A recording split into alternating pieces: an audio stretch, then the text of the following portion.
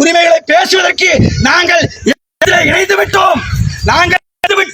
எங்களுக்கான உரிமைகளை பேசுவதற்காக மட்டுமே திராவிட தமிழர் கட்சியை தொடங்கியிருக்கிறோம்.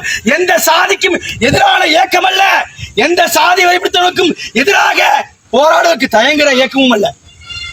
எங்களை அடக்க நினைத்தால் அடங்க மாட்டோம், எங்களை அடிக்க நினைத்தால் திருப்பி அடிப்போம். அதான் சொல்றோம்.